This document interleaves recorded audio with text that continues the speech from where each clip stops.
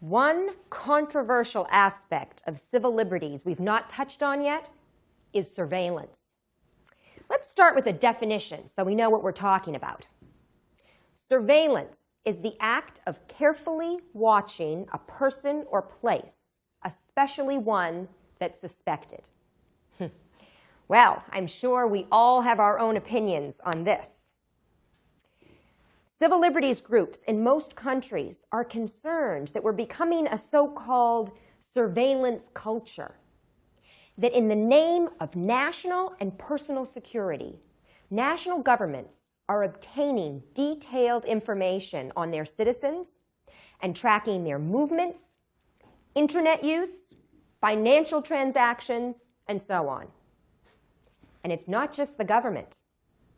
Today, it's possible for savvy private organizations to get information on individuals from different sources and build a kind of composite picture, a profile, if you will. Some people think that this is fine if it helps the government or if their local supermarket knows their shopping habits. They shouldn't have anything to hide, right? But most people don't like it. They feel they've become part of an Orwellian Big Brother culture, that it's a gross intrusion of privacy. Are they right? Well, you can judge for yourselves, because I'm going to take you through some of the surveillance mechanisms that are out there. We'll start by looking at a few of the more familiar ones, and then move on to a more recent and technically sophisticated method. First up, cameras. Today, these are everywhere. Closed-circuit TV cameras are in stores monitoring shoplifters, in cash machines identifying fraud gangs, and on public transport watching vandals and thugs. But of course, they're also watching perfectly ordinary, innocent people like you and me, going about their daily lives completely unaware that they're being monitored. You know, today in the US, for example, there are probably upwards of 6 million surveillance cameras. In New York City alone, they've increased 50% in the past few years. And in Britain, that figure is 4.5 million cameras. That's one camera for every 14 people, recording each citizen up to 300 times a day. Then there are traffic-based cameras, monitoring vehicles via their registration numbers.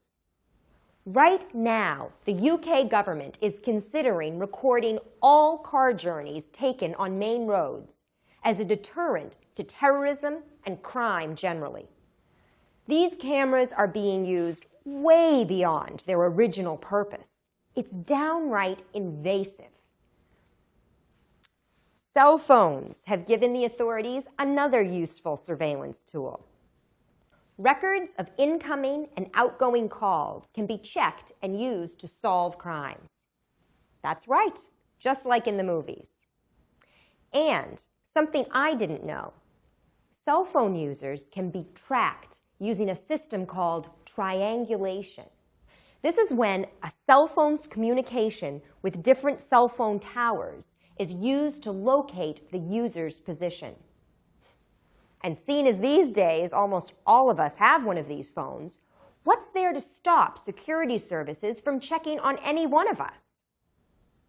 Then we have credit card transactions. We're all familiar with this one, I'm sure. Every time we use a credit or debit card, we're making an announcement of where we are, how much we're spending, and on what.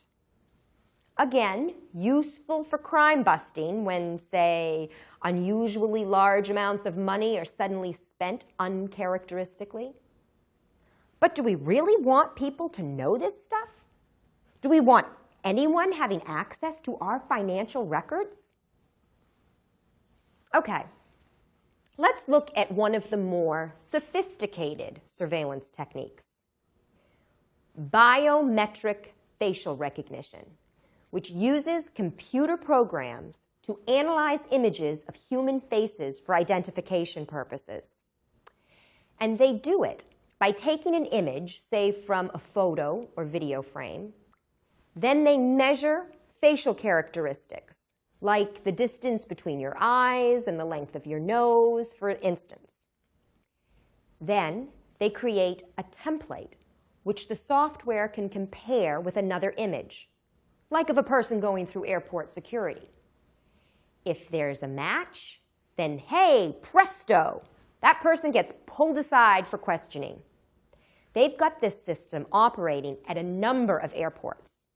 It's also been used at major sporting events, like the Super Bowl, where pictures were taken of every person entering the stadium and then compared against a database. Now, all the instances of surveillance I've mentioned are products of the digital age, of technology that's now so easily available that it's just too simple and tempting for security agencies and commercial organizations not to take advantage of it. And here's the catch. Just to function in today's world requires us, increasingly, to expose ourselves to these threats to our privacy. We basically have no choice. Let's face it. How many of us these days can really manage without a credit card, an ID card, email, or a cell phone? It's almost as if, well, if we want to have these things, then we have to accept the surveillance that goes with them, right? Now, I'm no conspiracy theorist, but like many people, I don't believe all this surveillance is for our own good. I don't believe that those of us who have nothing to hide have nothing to fear. So it's reassuring that there are organizations out there protecting the rights of ordinary citizens like you and me.